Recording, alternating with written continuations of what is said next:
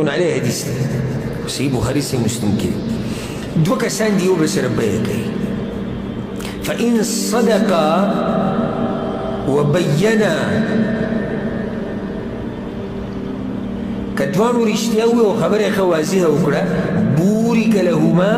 في بيعهما الله ولا بتجارة كسواجي بركات وإن كذبا وكتما او كتشرت دوانو دروغو او حقيقتي پټکو محقت بركة بيعهما الله بد دوی دري تجارتنا ودري بينه برکت راکاږي کته دا غواړي چې ستا په ژوند کې برکت او په تجارت کې برکت او په دکان کې برکت او په مزدوري کې برکت او په دیاړي کې برکت رښتیا لري هر څه کې رښتیا د کمپنۍ د مشر سره د ټیکدار سره د کپیل سره د دکاندار سره د اغستونکي سره د خرڅونکي سره زره زره برابر رښتیا به وي څه شی به نه پټې حقیقت الله ستا په ژوند کې برکت اچوي نه به دروغو قسمونه خوري نه به دا وایي چې دا د جاپان دی او هغه شی ډي سي او نه به دا وایي چې بس والله یاره وایي قسم دی دا شی ختم دی نور وایي بس موږ سره یو کارټن پاتې دا ټول هغه خبرې دي چې برکت خو ختم شو خو زه یو حدیث ویم ده دې حدیث غوږ کېده په صحیح مسلم کې دا حدیث ثلاثة لا يكلمهم الله يوم القيامة ولا ينظر إليهم ولا يزكيهم ولهم عذاب أليم درې قسمه خلک دي الله به سره د قیامت پر ورځ خبرې نه کوي نه به ورته ګوري نه به یې د ګناهونو نه پاکوي او د هغوی دپاره دردناک عذاب دی څلور خبرې دي ګوره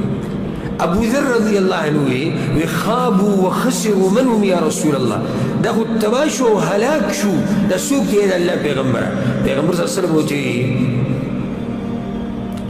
یو آغا دی چی دا پینسونا دا پینسی اخبری دا گیٹون لاندی ساتی آغا نارینا چی پینسی دا گیٹون لاندی ساتی دویم شغل خور انسان د یوزي خبره یوزي ته وړي د بل هغه بل ځي ته وړي دا او دې دپاره مې ته حدیث وي او درېیم هغه چې خپل مال د دروغو په قسمونو سره خرڅوي دې سړي ته به الله نه ګوري نه به ورسره خبرې چې الله ورته نه ګوري او خبرې ورسره نه کوي ته د کوم ځای نه به کامیاب شي نو اومه خبره کمه شوه رښتیا وایه دغه شان د یو څو خبرې به مختصر ذکر کړو د قرآن تلاوت ډېر کوه الله به دې ژوند ښایسته کړي الله په قرآن کې څه وایي وهذا کتاب انزلناه مبارک الله دا کتاب ما نازل کړی ډېر برکتي کتاب دا برکتي کتاب چې کله ته خپل ژوند کې رادننه کړي ژوند به دې برکتي شي ساري وایا ماښامي وایا زباني یادوه لږ لږ د تفسیر په درسونو کې کښېنه د قرآن سره چې کوم درسونه تعلق ساتي کې کښېنه دین په مجالسو کې کښېنه الله به دې ژوند کې برکت واچي دغه شان دعا چې کله غواړو دا خو واضح ده نو یو دعا پکې دا لازم غواړو یا الله زما په ژوند کې برکت راولي او یا الله ماله ښایسته ژوند راکړي د دعا ډېر لوی اثر او په دعا به ستړی کېږي نه چېرته ګورئ چرته په دعا نه ستړی کېږي همیشه او همیشه همیشه او همیشه او دا به نه وي لکه حدیث کې راځي چې بعض خلک د الله نه ناامیده شي نه ناامیده کېږي به چېرته نه همیشه دا دعاګانې وواړه هر وخت یې وواړه یا الله زما په ژوند کې برکت راوړه یا الله زما په عمل کې برکت راواچوه یا الله زما په بچو کې برکت راوله زما په مال کې برکت راوله زما په وینا کې زما په کار کې زما په ناسته پاسته کې زما په اخلاقو کې زما په خوی کې د دعاګانې غواړه الله به ستا په ژوند کې برکت راوله دغه شان د خپله سینه دا د حسد نه د کینې نه او د بغض نه د دې نه څه کا پاکه کا ژوند به دې ښایسته وي ډېر مطمئن ژوند به دي په ارام به په سکون به لکه د حسدګر او د کینهګر او د دشمنیانې چې کوي او د بغض والا دې غریبانانو چې کینې دقه یو سوچي هغه دسي هغه دسي هغه کټ هغه بر هغه لاړ هغه را هغه دسي هغه دسي چې د هر څه لر کړو ژوند به دې خوشحاله شي د خوشحالي ژوند به دي هېڅ پروا به دې بچا نه که چا ته پسې خبرې وکړي هم ډېره ښه خپل خوی یې راښکاره که څوک دې غیبت کړي که څوک دې سره دشمني کړي ته په ښایسته طریقې سره جواب ورکړه ته خپل زړه صفا ساته الله به درله ژوند ښایسته درکړي او اخرنۍ خبره به دا ذکر کړو ما خو چې دا اوږده موضوع ده یو څه ما په اوله کې هسې دا یو څو خبرې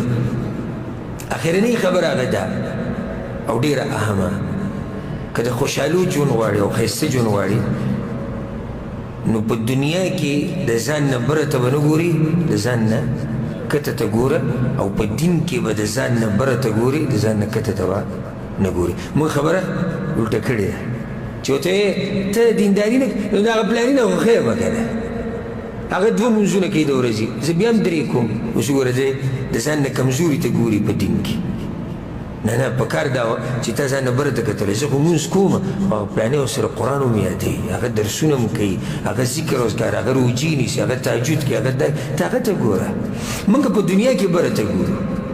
موټر ورسره شتي ښه مزېدار خو د لینډ کروزر ورته ته ګوري او دلته د خولې نه یې لاړې ساسي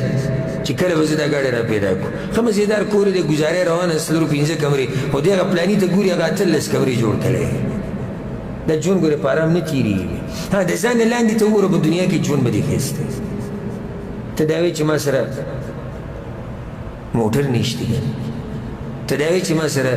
سکوټر نشته ګنې وګوره هغه کسانو ته چې خپې ورسره نشته ته دا وایې چې زما کور وړوکی دی ته وګوره هغه کسانو ته چې یو فوټپات باندې اوسېږي ته دا وایې زما په سر درد دی او زما معده خرابه ده وګوره هغو ته والعیاذ بالله چې هغه د کینسر بیماران دي د هغوی ګردې خرابې دي ابل یو مریض ولیدو په نیټ کې چې پته نشته زما د ذهن نه وسوځي خو چې 11 کیلو که 12 کیلو صرف د هغه ګرده وه هغه ګردې ګټې شوې وې د خېټو داسې راغلې وه داسې نو بیا ډاکټران وایي چې د ګردې به دې وباسو وروسته دې نه بغیر به ژوند تېروي چې څو پورې ژوندي ځکه چې دې ته لاسه مړ کېږي دا خېټه دومره غټه شوې وه یعنې دا وړه ګرده چې کله کیلو ته ورسي ته سوچ وکړو چې بیا 100 کیلو شي